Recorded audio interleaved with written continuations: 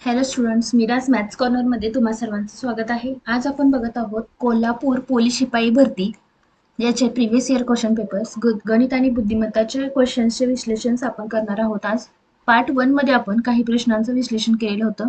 Part 2 मध्ये आज राहिलेले प्रश्न कव्हर करणार आहोत. तर बघूयात प्रश्न काय आहे. एका व्यक्तीचा पगार रुपये 57,850 आहे. त्याच्या पगारात 20% वाढ झाली तर त्याची नवीन पगार किती?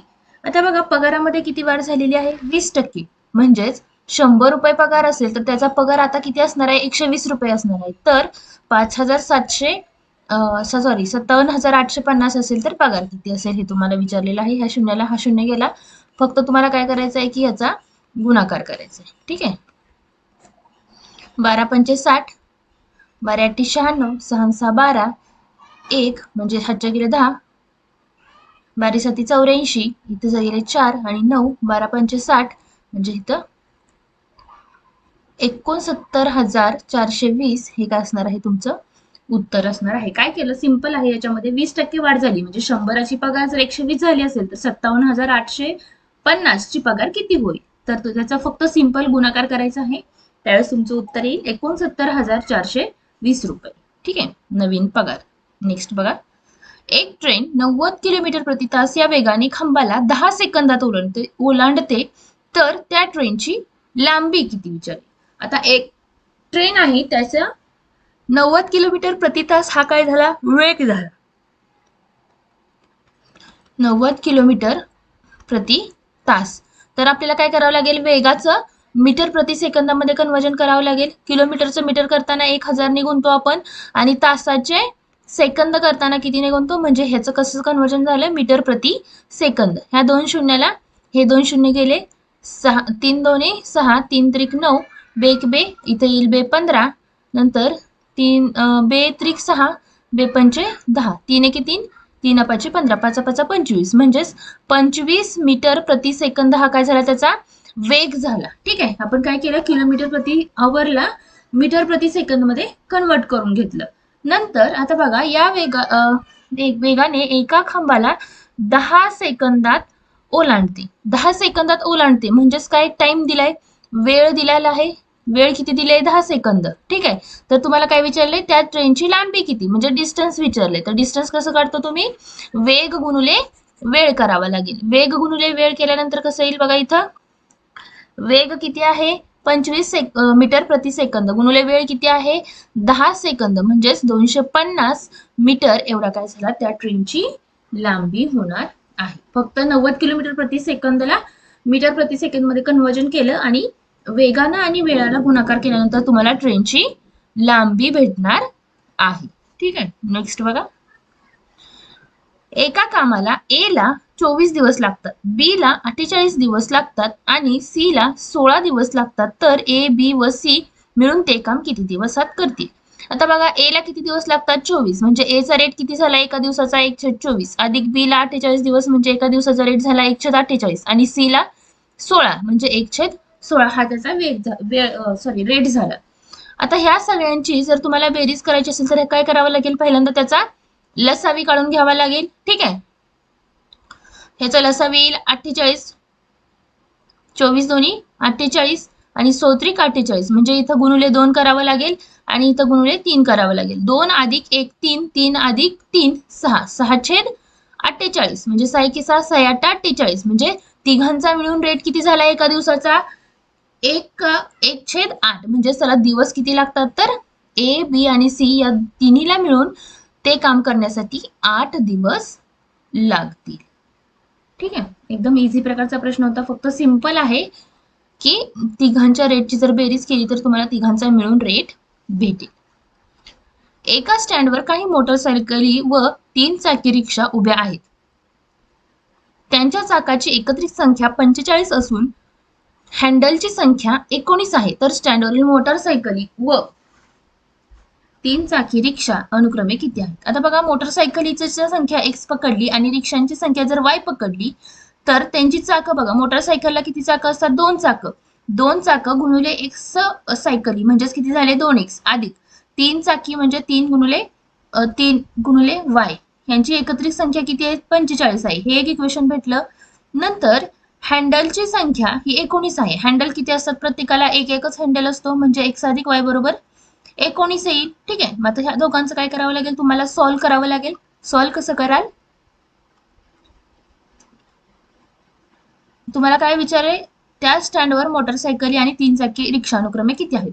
म्हणजे ह्या जर इक्वेशनला आपण 2 ने गुणलं तर इथं किती येतं? गुणुले 2 38 येईल. ठीक आहे. आता ह्या दोघांची जर वजाबाकी केली तर 2x वजा 2x जातात 0. 3y वजा 2y म्हणजेच होतात y बरोबर 45 वजा 38 म्हणजे 8 आणि 7 15 आणि 3 आणि 1 4 म्हणजे y बरोबर किती आलं? 7 आलं. म्हणजे x बरोबर किती येईल बघा? सूत्र काय इक्वेशन काय होतं आपलं? x अधिक y बरोबर 19 होतं. जर y बरोबर 7 आलं तर x बरोबर किती येईल? 12 येईल. म्हणजेच x अधिक y केल्यानंतर 19 येतं. म्हणजेच काय विचारलंय की मोटरसायकली म्हणजे आपण काय पकडलंय? x म्हणजे x आहे 12 आणि y आहे 7. अनुक्रमे विचारले. 7 आणि 12 हे उत्तर नाही येणार, तर 12 आणि 7 उत्तर येईल. ठीक आहे. कसं केलं अजून एकदा बघूयात आपण. एका स्टँडवर काही मोटरसायकली आहेत. म्हणजे आपण मोटरसायकलींची संख्या x पकडली आणि 3 चाकी रिक्षांची संख्या y पकडली. आता मोटरसायकली जर x असतील, प्रत्येक मोटरसायकलला 2 चाक आहेत. अशा प्रकारे x मोटरसायकलची चाकं झाली 2x आणि 3 चाकी रिक्षांची संख्या झाली 3y. ह्या सगळ्यांची जर चाकं मोजली तर येतात 45 आणि त्यांचे हँडल मोजले तर मोटरसायकलला पण एकच हँडल आहे आणि रिक्षाला पण एकच हँडल आहे. मग x अधिक y केल्यानंतर 19 येतं आणि त्या दोन इक्वेशनला सॉल्व्ह केलं तर तुम्हाला तुमचं उत्तर भेटणार आहे. ठीक आहे. नेक्स्ट प्रश्न बघा. 8 3 स्टार 3 9 या संख्येला 11 ने निशेष भाग जातो तर स्टारच्या ठिकाणी कोणता अंक येईल? 8 3 स्टार 3 9 म्हणजे 8 3 स्टार 3 9 या संख्येला 11 ने निशेष भाग जातो. आता बघा, 11 ने निशेष भाग जायचा असेल तर तुम्हाला 11ची कसोटी माहिती असणं गरजेचं आहे. आणि 11ची कसोटी काय आहे की अल्टरनेट नंबर घेतले तर त्या नंबरची बेरीज करा. 8 अधिक स्टार अधिक 9 म्हणजे किती होतात? 9 8 17. 17 अधिक स्टार आणि हे अल्टरनेट नंबरचे किती होतात? 6. मग 17 अधिक x स्टार आणि 6 यांची जर बेरीज किंवा वजाबाकी याला जर 11 ने भाग जात असेल तर हे जर वजा केले तर किती येतात बघा? 11 अधिक स्टारच येतात. ठीक आहे. 11 अधिक स्टार येतात. म्हणजेच काही इथं 0 असला तरी तुम्हाला ती संख्या भेटेल. म्हणजेच कशी झाली संख्या तुमची? 0 3 आणि 9 अशी झाली. आता बघा, इथं अल्टरनेट नंबर घेतले 8 आणि 0. 8 होतात. 8 आणि 9 किती झाले? 17 झाले आणि ह्याचे 3 अधिक 3 किती होतात? 6. 17 वजा 6 केल्यानंतर 11 आणि 11ला काय होतं? 11ला 11नेच भाग जातो. त्याच्यामुळं स्टारच्या ठिकाणी कोणता अंक येईल? तर 0 हा अंक येणार आहे. नेक्स्ट बघा. प्रत्येक 1 मीटर अंतरावर एक याप्रमाणे 14 झाडे एका रांगेत आहेत तर पहिल्या व शेवटच्या झाडांमध्ये अंतर किती? आता बघा, 1 2 3 4 5 6 7 8 9 10 11 12 13 14 15. आपल्याला फक्त किती पाहिजेत? 14च पाहिजेत. 1 2 3 4 5 6 7 8 9 10 11 12 13 आणि 14 हा 15वा कॅन्सल केला. आता प्रत्येक झाडांमध्ये किती अंतर आहे? तर 1 मीटरचं अंतर आहे. ठीक आहे. तर पहिल्या आणि शेवटच्या झाडांमध्ये विचारले म्हणजे हे 1 हे 2 3 4 5 6 7 8 9 10 11 12 आणि 13 म्हणजे पहिल्या आणि शेवटचं मधलं अंतर जर काढायचं असेल तर तुम्हाला किती येईल? 13 मीटर. प्रत्येकातलं एक आहे म्हणजेच किती झालं अंतर? 13 मीटर एवढं अंतर येईल. ठीक आहे. नेक्स्ट बघा.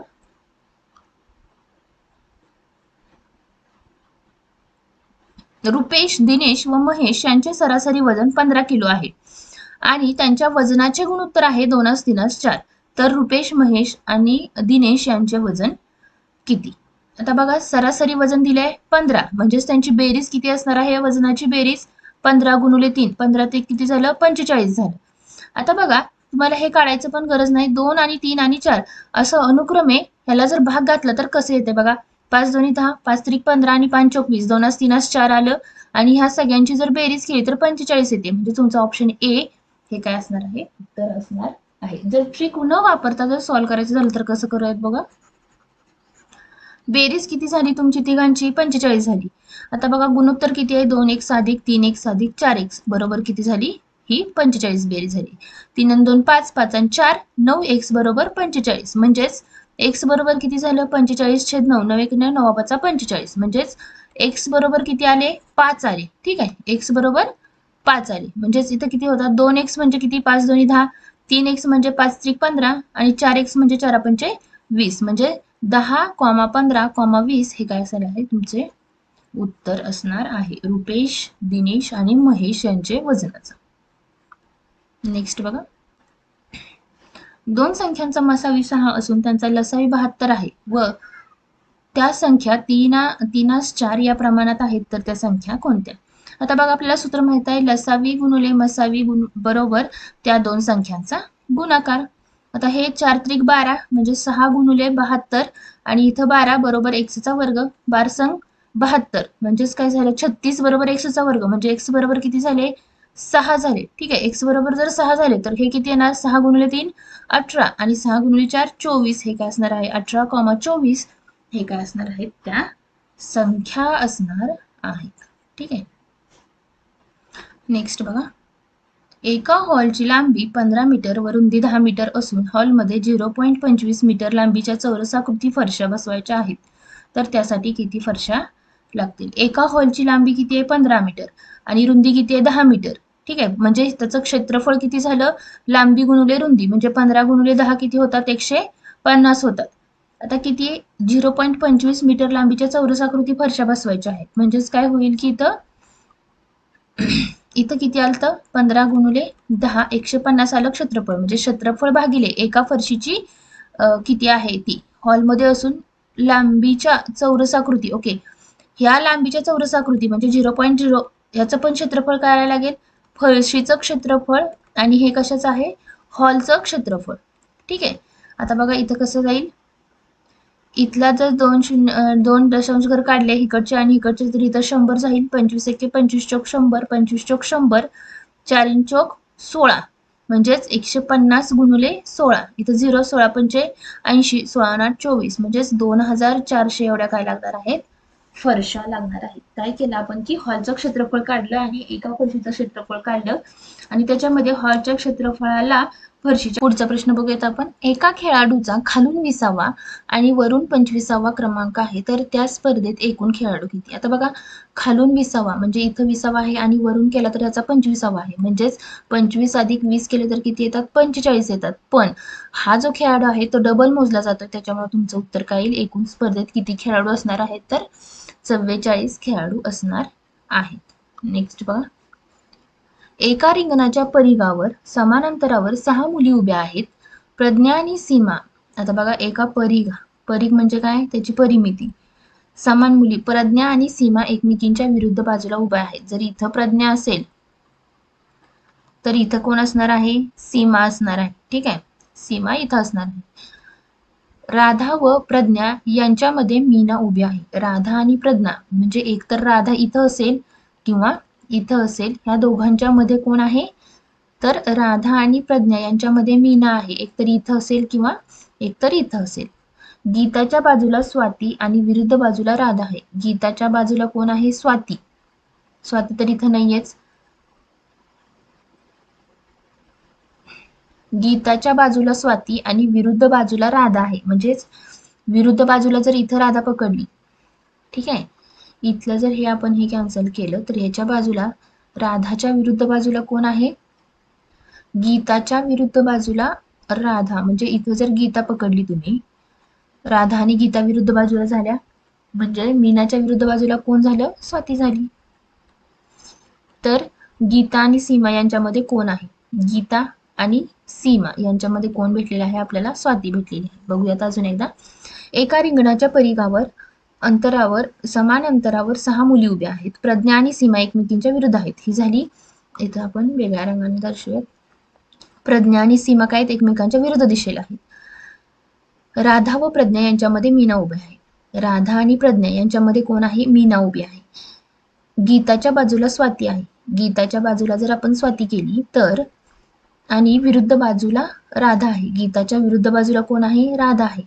तर गीता आणि सीमा आता म्हणजे राहिला कोण मीनाच्या विरुद्ध बाजूला आपण कोण काढली स्वाती काढली आणि राधा आणि गीताच्या मध्ये तर हे आहेत म्हणजेच गीता आणि सीमाच्या मध्ये कोण भेटलं आपल्याला स्वाती भेटलेली आहे.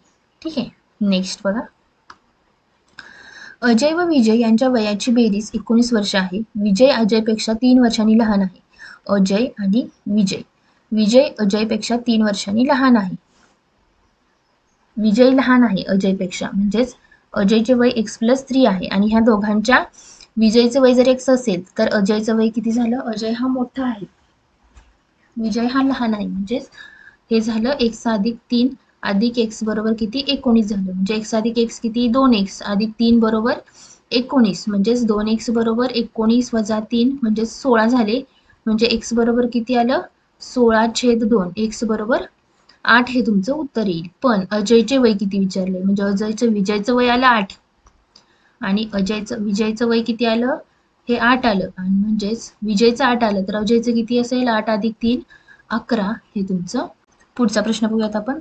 10/5. आता आपल्याला हे समीकरण सॉल्व्ह करायचं आहे. 10/5 2. 2 गुणिले 4 वजा 10 आणि अधिक 15. 4 गुणिले 2 8. 8 वजा 10 अधिक 15. 8 वजा 10 वजा 2 अधिक 15 म्हणजेच उत्तर किती येईल? 13 हे तुमचं उत्तर येणार आहे. ठीक आहे. नेक्स्ट प्रश्न बघा. खालील प्रश्नात दिलेल्या विशिष्ट गटातील शब्दांचा योग्य क्रम लावल्यास मधोमध कोणता शब्द येईल? आता बघा, तुम्हाला जर क्रम माहिती नसेल तर तुम्हाला इथं क्रम लिहून घेऊयात आपण. Millimetre, centimetre, decimetre, metre, gram आणि लिटर, नंतर डेका, हेक्टो आणि किलो, हे असे क्रम आहेत. ठीक आहे. हे लहान आहेत, लहानाकडून मोठ्याकडे जाते. तर क्रम कसा लावायचा आहे बघा. Deca, deci. आता बघा, डेका कुठं आहे? इथं आहे आणि डेसी इथं आहे. म्हणजे डेसी 1 नंबरला येईल. डेसीमीटर 1 नंबरला येतो. नंतर डेसी नंतर हेक्टो कुठं आहे? हेक्टो डेका नंतर आहे, म्हणजे इथं येईल मीटर. डेसी नंतर मीटर, डेसी नंतर मीटर, मीटर नंतर येतो हेक्टो, नाही, याच्यानंतर येतो डेका.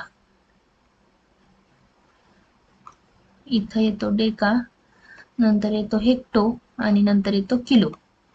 तर मधोमध कोणता आहे बघा? 3 आणि 2 5 झाले, म्हणजेच डेकामीटर हे काय असणार आहे? मधोमध असणार आहे. हा क्रम तुम्हाला माहिती नसेल तर एकदा क्रम बघून घ्या. मिलीमीटर, सेंटीमीटर, डेसिमीटर, नंतर मीटर, ग्रॅम, लिटर, नंतर डेका, हेक्टो आणि किलो. नेक्स्ट बघा.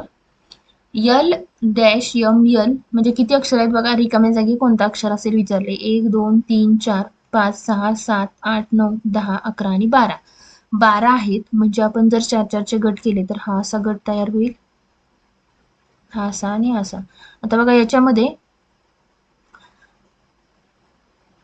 L नंतर बघा, जर N घेतलं तर L-N-M-L, L-N-M-L, L-N-M-L असा गट तयार होतो. म्हणजे तुमचा सिक्वेन्स कसा झाला? N-L-M-L झाला. म्हणजे तुम्हाला रिकाम्या जागी काय येईल? N-L आणि M. N-L आणि N म्हणजे ऑप्शन 4 हे तुमचं उत्तर आहे. 12 टोटल अक्षर आहेत रिकाम्या जागा सहित. त्याच्यामुळे आपण काय केले की 4-4 चे भाग केले आणि त्याचा सिक्वेन्स शोधलेला आहे. नेक्स्ट बघा. 1 8 27 64 125 216. आता बघा, इथं 1 घेतला तर हा आहे 1 चा घन 1, 2 चा घन 8, 3 चा घन 27, 4 चा घन 64, 5 चा घन 125, 6 चा घन 216 आणि 7 चा घन किती येतो? 343. म्हणजे ऑप्शन 4 हे तुमचं उत्तर असेल. ठीक आहे. तर आजचा व्हिडिओ इथंच संपतोय. व्हिडिओ आवडला असेल तर व्हिडिओला लाईक करा आणि तुमच्या फ्रेंड्स सोबत शेअर करा आणि चॅनलला सबस्क्राईब करा. थँक्यू.